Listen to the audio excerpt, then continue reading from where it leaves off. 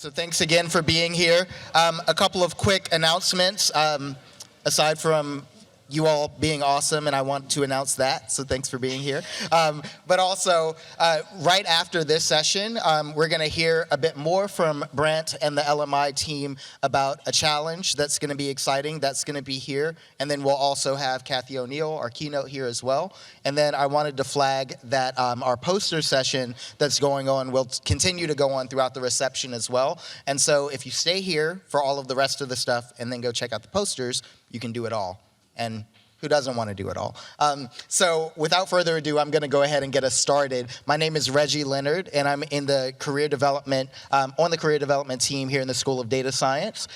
Shout out to my colleague Hannah and some other folks from the team. And so I'm going to go ahead and introduce our esteemed panelists so that you all have a bit of context for who we have with us today. We're going to be talking about careers in data science. And then we'll definitely have plenty of time for Q&A, and that's going to be moderated by myself, but we have a couple of mic runners, and so I'll kind of walk you through the Q&A. But I'm going to go ahead and read some bios, because one of the things that I've learned in working in career development in the School of Data Science is that people come to data science from so many different paths, and I want you all to be able to see yourselves in data science through the backgrounds of the folks that we have here. I want you all to be able to have some context for questions during the Q&A. So that's why I'm going to read these bios. So we're going to start with Brant Horiot, who's right here in the center, a fellow in applied research and partnerships at LMI. Brant Horiot is a fellow with LMI, leading their applied research and partnerships practice, supporting basic research and partnerships with academia and industry. His practice is focused on helping advance innovation at LMI. Prior to this role, he served as director of data science at LMI. He holds a master's degree in operations research from George Mason University and a bachelor of science degree in industrial and systems engineering from Virginia Tech. It's cool. His experience is focused in the application of data science, modeling and simulation, operations research, and complexity science. He has applied these methods over a wide range of projects across federal government and the commercial sector, including defense and national security, aviation, healthcare system dynamics and policy, and transportation networks. Let's welcome Brant with a clap. Round of applause. This is Data Science Career Family today. All right, and then we have Kelsey McDonald on the end here, Director of Ticket Analytics at Brooklyn Nets via BSC Global. Kelsey McDonald is currently the Director of Ticket Analytics for the Brooklyn Nets at BSC Global, where she also supports other Barclays Center events like New York Liberty games. Kelsey's team is primarily responsible for making dynamic pricing decisions, forecasting demand, building retention models, and creating Tableau reports as a source of truth for all ticketing data in the organization. Prior to this, Kelsey worked at the NBA corporate office on the stats team, where she was a project manager focused on finding ways to share their advanced player stats with fans across the world. Kelsey got her start in sports analytics up in Boston, working as a data scientist with the Kraft Analytics Group after receiving an MS in Business Analytics from Duke. For undergrad, Kelsey studied finance and economics at Longwood University, where she also played soccer against UVA most seasons. Let's welcome Kelsey. And then to my immediate right, your left, is Miriam Friedel, Senior Director of Machine Learning Engineering at Capital One.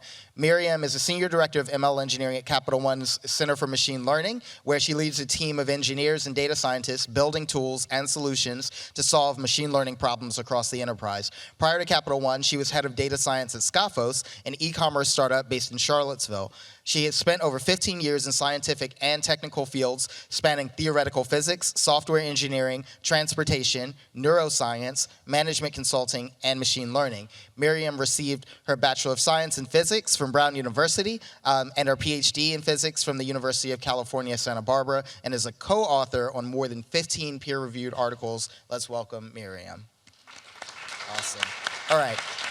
So we got a bit of you all's background in terms of how you got into data science, but I'd love for you all to kind of add a little bit more color commentary into that. I mean, how did you know that data science was a thing? How did you know it was a thing that you were interested in? And then how did you work your way towards it? Was your path linear, or would you say that you kind of worked your way towards data science? And I'd love to hear a little bit from each of you all in terms of how you actually landed in data science. And maybe we can start with Kelsey and work our way down. Sure.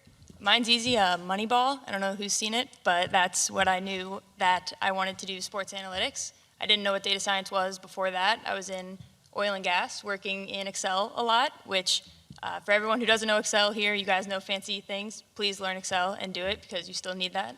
I'm sure you guys do the same. But yeah, Moneyball for me, pretty quick answer. For me, I kind of backed into data science. My background's in operations research. My first job was actually in private industry working with the airlines. So I was doing a lot of modeling and simulation, a lot of optimization work, and sort of generating a lot of data. And that sort of came, it supported my movement into my current company, which is where I've been for the past 13 years now. It's a government consultancy, and one of the questions that I brought up in the morning session was about integration of solutions, not just interdisciplinarity of data science. And part of what government consultancy is about is how you work with all these different cogs that need some sort of connective tissue to tie the pieces together. And as I was working in modeling and simulation generally, I just kept seeing all these AI ML sort of touch points. And that's how I started learning more about it and got into it, and the rest was history. So I can say I got into data science totally by accident, and my path was a little stochastic. So after grad school, I knew I did not want to continue in academia. It's a path for some folks, not for me. So my first job out of grad school was as a consultant, where I like to tell people I learned how to work in a business, gather requirements from clients, and also write software properly. I did a lot of coding in grad school. I think it would be generous to call it software. After that, I went to work in a neuroimaging lab for a while, and that's where I started coding in Python and R and started getting a flavor for the types of problems that you might do as a data scientist. And then when I moved to Charlottesville, I actually live here. When I moved here in 2014, I started at Elder Research, which is a local data science consultancy. First as an IC, then as a director of data science. And I was head of data science at a startup before coming to Capital One in July of 2020. So it was really not deliberate that I wanted to get in data science, but the path that I took sort of set me up really nicely. And when I moved here and was looking for a job, the one at Elder Research was a great fit, and here I am. And Miriam, I'm actually going to ask a follow-up question. You mentioned that you started off as an IC and then moved into a director role. Can you define what an IC is? Yeah, I like to say jargon.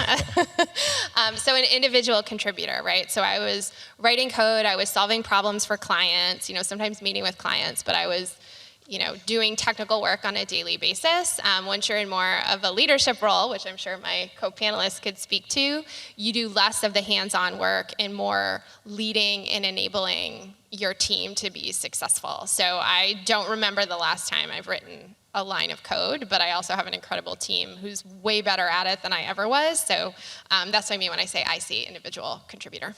Excellent, thank you. And I'd love to hear a bit more from each of you all about your organizations, the group / department / functional unit that you're in, and where else data science might fall in your organization. So really the purpose of this question is to frame a bit of where someone might work in data science if they worked in an organization like you all's. Some folks tend to have embedded teams. Sometimes people embed data scientists in other functional units like finance and marketing, et cetera. And so I'd love to hear about you all's teams respectively, and then other teams that apply data science throughout your organization in different ways as well.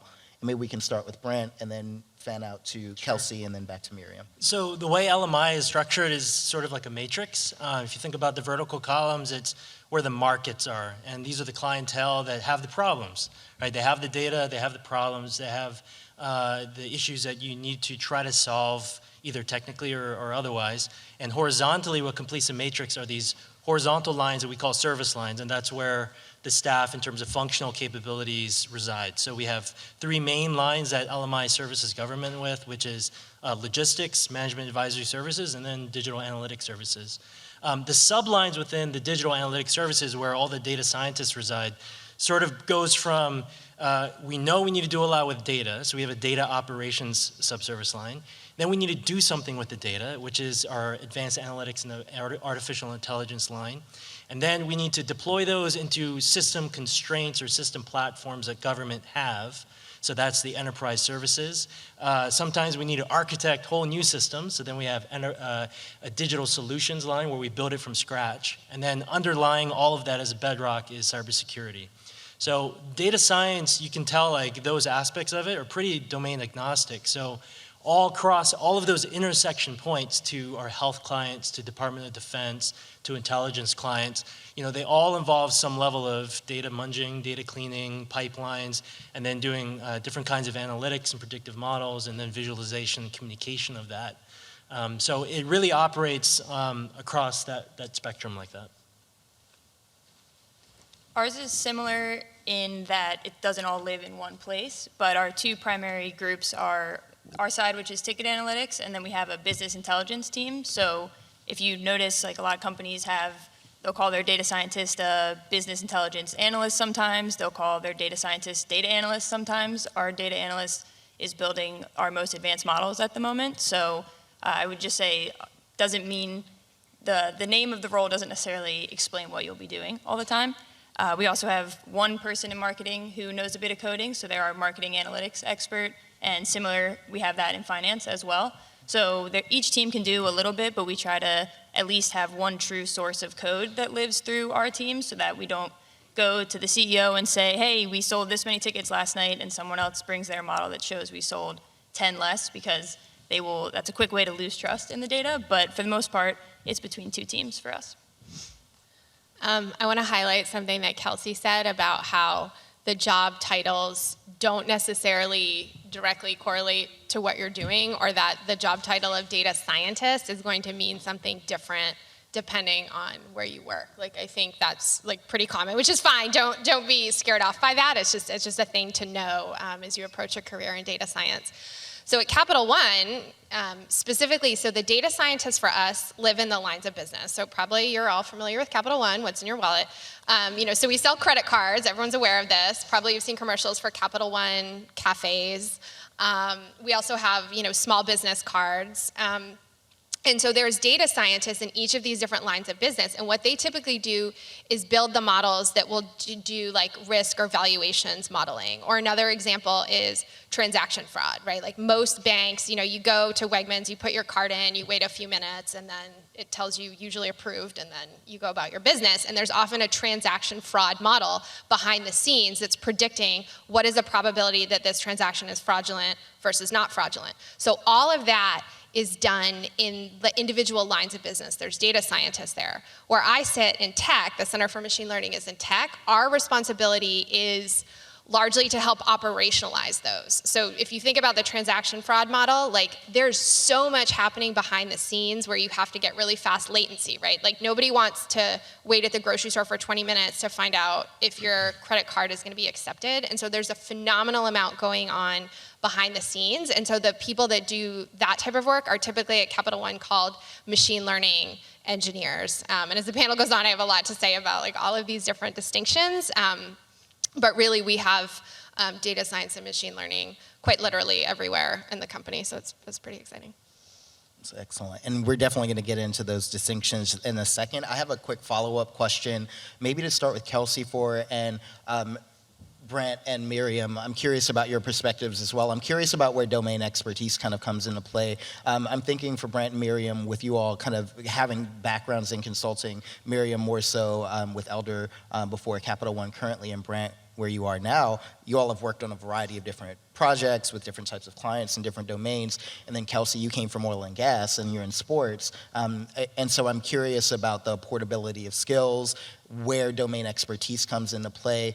If you're a student who's interested in a variety of industries and you maybe have domain expertise in one because of your undergrad major, but not in another, and you're not sure if you should apply for that thing, that's really kind of what I'm teasing out or wanting to tease out. So I'd love to hear about where that's come into play in any of you all's respective careers.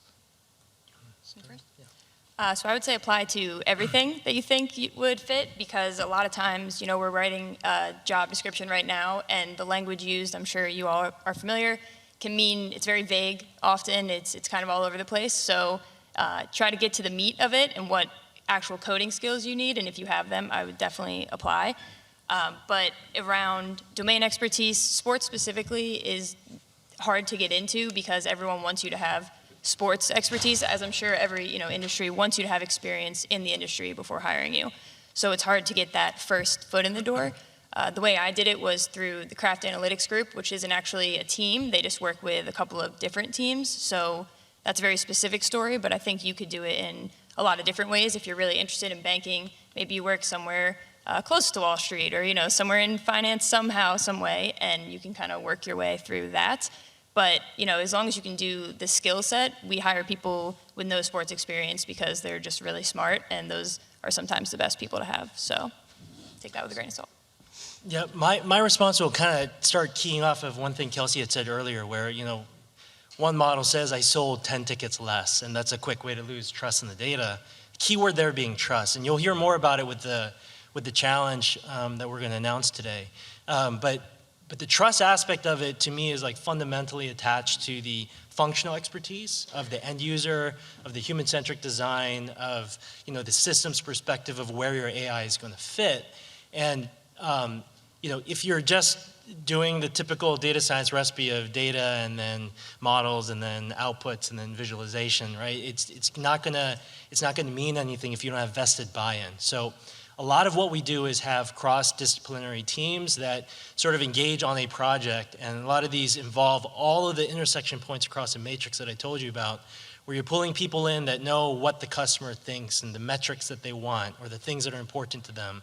Like what are the kinds of things that are going to be actionable in terms of the levers that they have available for them to pull, right? What are the especially in government consulting, there's a lot of archaic systems. There's a lot of old code. There's a lot of what we call ATOs, which is authorities to operate. So, how do you work within those constraints and not just build anything you want? Right, so that's part of the challenge, and I'm sure it's not just limited to government consulting, but that's a really big problem. So that's where like all that functional expertise comes in, because if you're going to talk to a customer and you're saying, hey, I can build you the best predictive model ever, but then you start like one mention of a system that's not compatible with the existing platform that they have, or one mention of a metric that is completely in a different industry or just not resonating with them, you've lost that trust. And especially in consulting, you have to be able to communicate. It's like part data science, but it's mostly communication. Yeah, I think, Brant, what you said about, systems and legacy code, like we are a highly regulated industry. Like I can't just grab someone's data and throw it in an S3 bucket, right? Like I can't even access certain data, right? Because it's not relevant for my daily job function, right? So I think that's a super important point. I think as far as expertise, I agree with Kelsey, right? Like first of all, apply for things even if you don't have all the qualifications, because I think that, if you are inquisitive and curious and, know sort of the basics of data science, you can probably be successful, right? Like if you're willing to like wrangle data, because it's always the data, right? Like it always comes back to the data. You have these big, messy data sets. And so, or if you know how to build, a linear regression or a logistic regression or like a binary classification gradient boosted machine, right? Like if you know how to do that, if you tactically know how to do that, you can do that in any industry. Like so many industries are still, I'm predicting, is it a 1 or is it a 0? Like we have this massive field and there's so many interesting problems, but so many times it comes down to 1 or 0. That said, subject matter expertise is critical, and I think Brant talked through that like really, really well, as did Kelsey, especially when she was talking about trust. That's so important. And you can't just come in and be like, my model is the best and it is perfect, and first of all, that's never true. But if you're lacking the context for which it's going to be deployed or for how it's going to be used, then you're going to be less successful. And so really marrying the technical expertise with the subject matter expertise is the way that you're going to be most successful. But not one person is rarely going to have all of the things. And so you build a team, and then you have all of these different skill sets on your team. And I saw the 20 back there, Reggie. No, we're good. Can I add one more comment about that? Yeah, please. So the other thing that Miriam just sort of triggered for me also is that as a data scientist, don't be afraid of like talking to people that are functional experts that may not have the technical jargon or lingo that you're familiar with. life is like continuous learning, and in data science, the field's moving too fast. And just like Miriam said, like it's domain agnostic, the techniques that we apply. So the more you get under your belt, the more toolkit that you sort of develop by saying, oh, I did this model in health, but I did the exact same thing here, and I did the exact same thing here. That lets you continuously sort of build that toolbox of saying, I'm familiar with these pipelines, I'm familiar with the abstract concept of how this model fits, and you're gonna be ready to go next time a challenge comes up, even if you haven't seen it before. So it's a continuous learning thing, and don't be afraid to branch out and talk to others.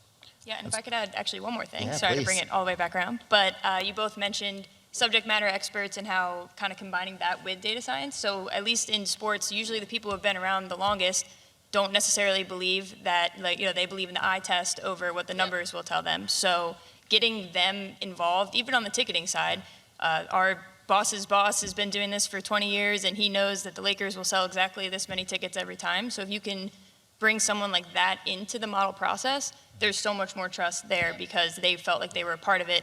And it obviously makes your model a lot better because you can't always capture those things if you don't know about them first.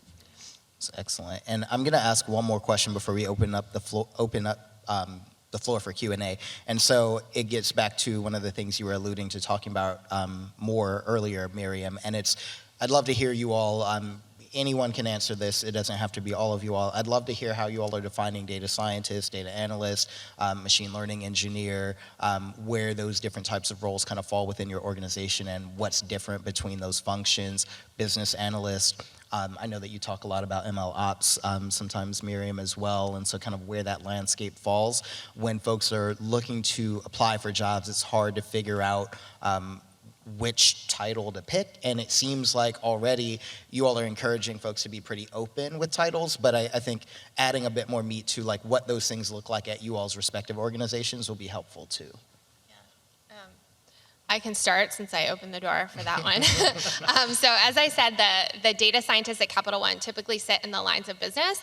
And so these are typically folks who are more, like they might spend a lot of time when they're building these models looking at distributions of data, really trying to pressure test the statistical validity of what they're doing. One of the things we have at Capital One, because we're so highly regulated, is a model risk office. And so what they're responsible for is basically when someone says, okay, here's my credit decisioning model to determine, if we should approve or decline credit. And I will also say there's always like recourse, right? Like if you're declined a credit card, you can always talk to a human, right? Like it's not like, oh, the machine learning said no, so we were out of luck. Like we don't do that. But the model risk office is responsible for going through these models, like the code. You have to write a white paper, which is essentially the length of a PhD thesis. Some are longer than my PhD thesis. Really saying like, this is why I built this model. So you spend a lot of time really, is it this feature, is it this feature? Like, how do I want to transform this data? What are all my data distributions? But then you have to take this model and you have to do something with it, right? Like you have to embed it in, your credit card, there's the transaction fraud model, your credit, decisioning system, and there's so much infrastructure. You all probably know this, right? But when you are training a model, you have a historical data set. Well, that might live in a different place from the operational data set that's going to be coming through when somebody applies for a credit card and you have this approved decline decision. How do you connect all of those pieces? And the people that connect those pieces are often machine learning engineers, because you need to have the background and the understanding of machine learning, I think, to successfully operationalize some of these things. Like if you are a phenomenally talented software engineer, the way that you think about writing code or solving problems doesn't necessarily catch some of the gotchas that you might have in machine learning. So those are two of, I would say, the biggest distinctions, but again, like this is specific to Capital One. So, I'd love to hear what Brant and Kelsey have to say about this. Well, I just have a quick, how do you define machine learning? We have this debate all the time, so I'm Yeah, curious. Yeah, I tend to use that word like very loosely, right? Like you are trying, you have some data and you're trying to predict something with it. So it could be a linear regression, a logistic regression, a neural network, random forest, right? Like these are all types of machine learning, right? Like you have some data, you use it to create some coefficients, some weights, some something, and then you give it new data, and it makes a prediction based on the old data. So like that's how I would describe it in like a very like broad sense, but I'm definitely like loosey-goosey with the term. What about you? No, I like that better. I'm too strict with it. I'm like, this is a model and this is machine learning. But people love machine learning. Like when Yeah. you're presenting to someone and CEO's like, okay, is it learning off of itself? I'm like, I mean, Yeah, I know, not I hate really. that, yeah. But if you say machine learning, people feel way more comfortable. They're like, okay, good, the machine's doing it. It has nothing to do with you. Yeah. So I will start doing that. Yeah. I love it. Well, I definitely want to open the floor up for some Q&A from you all. We have at least 10, we have like 15 minutes for Q&A. That's perfect. So you could just raise your hand, and then I'll have either Sunny or Caroline come to you with the mic. And I definitely have plenty more questions to ask, but I want to hear from you all. All right, we have two folks here. Perfect. So we can start here and then go here. I'm monopolizing questions, but I'm curious what. Would you mind sharing your name too? Oh yeah, Michael. Is that what you said? My name? Yeah, that's perfect. Yeah. Okay. Sorry. I'm curious. So I worked at a company before. We had some data scientists come in and take a look at analytics for our customers, and they uncovered insights that they took to the customer success team. And customer success was like, "Yeah, we know. None of this stuff is new to us." And so it was this moment that was like not very impactful. And I'm curious, what's your process when you run into those situations where you uncover data that's like not super exciting and sort of like something our human brains have already kind of figured out and is known in the business? What do you do to like keep digging, or what's your process for sort of continuing to try to find new insights? And I'm going to ask for you all to keep your answers brief as well. And then I'm also going to reframe the way that I opened up the floor for questions. This is an excellent question. I want to keep the questions as focused on career-related stuff as possible. And I love this question. So I want it to be answered for you, Michael, but I'd love for you all to answer it briefly. So operationalize. So maybe it's an intuitive result, but at least they have confirmation now. But what you can do is you can put it into the pipeline, right? And it can be operationalized as part of the workflow, the part of what you would do to act on it, to enhance it, secondary data sets, right? So we have, for example, we look at predictive maintenance for weapon systems to make sure that the readiness of our force is there. And if you're up on cinder blocks, that's going to be a problem, right? So what happens if you can also draw correlations or patterns with high salinity environments by pulling in NOAA weather data and other things, so that you can start drawing these correlations. So based on the theater of operation, you can start making these predictive insights, even if some of the core fundamental insights are already known. Excellent. Thank you. Oh, yes. I thought you were going to say something about that question too, right? Should I ask mine or? Yes, please Okay. ask yours. Hi, I'm Raha. So data science as a degree is relatively new, and you've all come into your career positions without having a data science degree, but having relevant experience that you can apply to what you're doing and the questions that you're answering.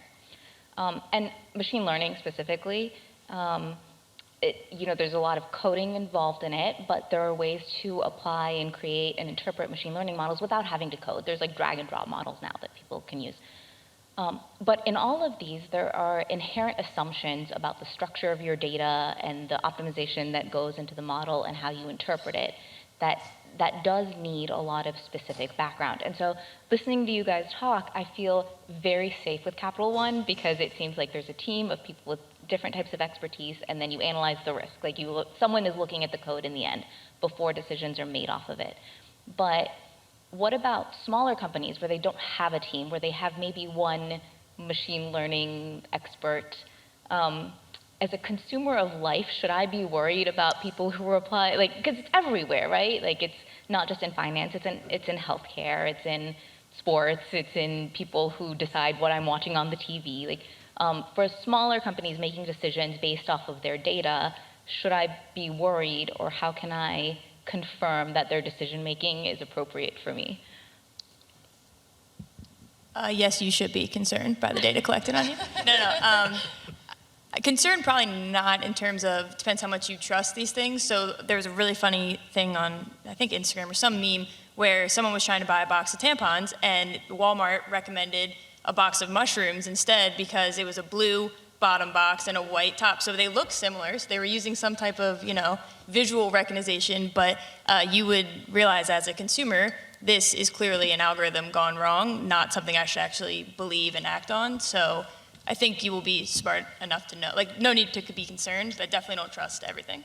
And I think a lot of, yes, Capital One is particularly highly regulated and we're subject to a lot of laws around this, but I also think that a lot of other smaller companies where you have fewer people, I think you tend to get more people who can sort of do all of these things in one person, or, I think most people do try to, push the limits of their models, but in an appropriate way. And then because it's really hard to operationalize models. You don't realize, I think, how many steps and how many things you have to think about until you do it. And so I think if you can actually get something into production, making a decision for a customer, yes, you should always be skeptical, but I think that there's usually a level of just process that happens just because it's still a really hard problem. Even though the field has matured so much, it's still challenging. All right, we have a couple of questions in the center. All right, so, thanks, Sunny. Since this is a Korea section, so I'm going to ask Korea. And would you mind sharing your name as well? My name is Yu Shen Lin. I graduated in 1998. I graduated from nursing school PhD, and I'm here as a data scientist principal at the Cigna healthcare company. Great. And I'm leading a huge team of data scientists. So I just recently moved back to Charlottesville, and I discovered this wonderful opportunity. Anyway, my question is, when we talk about Korea, the most important, help our students get a job for STEP. Is the data science school here right now, do we do anything about that? Is number one. Number two, I have been recruiting data scientists the past couple of years because of my position. We should And then- talk. Huh? So we should talk. Oh, definitely. This is my goal. And then some university, my HR told me, some university have relationship with us. We just recruit from them for a couple university. And I asked, why not University of Virginia? So, and they told me that because University of Virginia student doesn't like Cigna. Is that true? So this is true. I'll answer those two questions really quickly. So your first question was do we provide career support and career opportunities and things for students? So I think that those two things go hand in hand, and the answer is absolutely. And let's talk about building those bridges for sure. A quick show of hands, how many folks are students here in the room right now? All right, cool. So you just hired your team.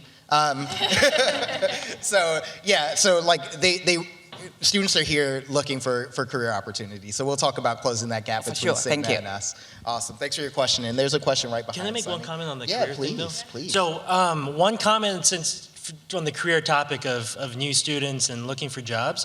I think for all the panelists, we've probably encountered this fundamental truth, right? That advancement in career is partly in your control, but it's really also partly right time, right place, right champion, right? And I think your job, in terms of your ambition and what you want to get out of your data science career, is to be ready for that moment. And what I mean by that is you have to be curious. You have to read as much as you can. It is going to take a little bit above and beyond stuff, right? There's a lot of other resources. And I think all of it kind of gets satisfied if you just follow your passion, right? And what I mean by that is find a fun project. You love NFL? Scrape down the data, learn how to scrape.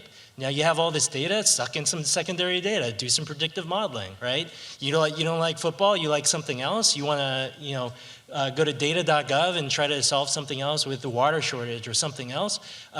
Do that, explore, build, continuous, because that toolkit is going to help you be ready for that moment. Hi, I'm Catherine, and I think my question was partially answered by you already, but I was wondering if you're finding somebody who's looking to switch career paths, so they have absolutely no like relevant experience really in data science. Would you recommend they like go back and like get a master's in data science or like get the academic training, or just focus on building like an online portfolio, doing Kaggle challenges, that sort of thing? What would you recommend? Or finding a lower level position within like Capital One or someplace where you could theoretically then later on move into a data science position?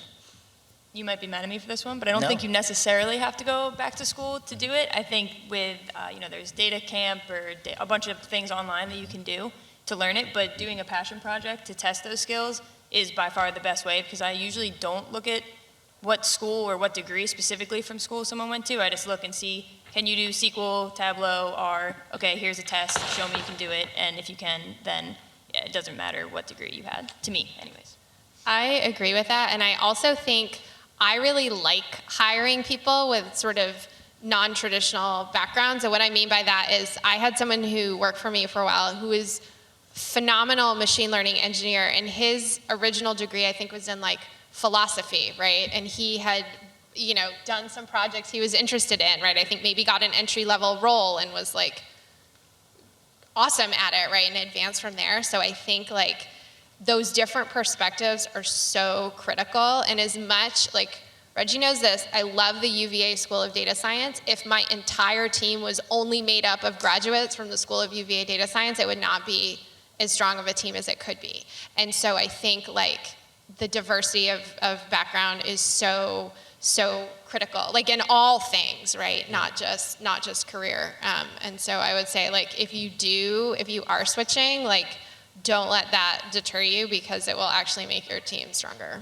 Yeah, and differentiate on your strengths, right? We just hired a data scientist probably about a year and some change ago. She made a complete career change. She was in business development and doing some proposals and that kind of thing, but she started doing some data camp and things on the side. And I totally agree with Kelsey. When I look at a resume, the things that I gravitate toward is I had so much fun building this cool project. Let me tell you all about that. And then now you have something to talk about. What roadblocks did you hit? How did you solve that problem? Did you pull in other data? Who else did you collaborate with, right? And I'll tell you, like this person that I'm talking about, even though her data science skills are on the earlier side, she's being paired with teams that can continuously learn. She wants to learn, so she's hungry for it. But she's also bringing her wealth of strengths in other areas, and the presence that she has when she talks to customers or organizes teams, or like having the business acumen to be able to say, this goes here. Yeah, you're talking about algorithms, but let me tell you about the soft side of that, right? That's a huge strength that differentiates her as a mid-level data scientist out of the gate, even though her data science skills are still new. And from a career development perspective too, I just also wanted to plus one the idea of prototyping that interest by doing a project, because you're actually doing the work at that point and you're like, okay, I'm actually interested in this.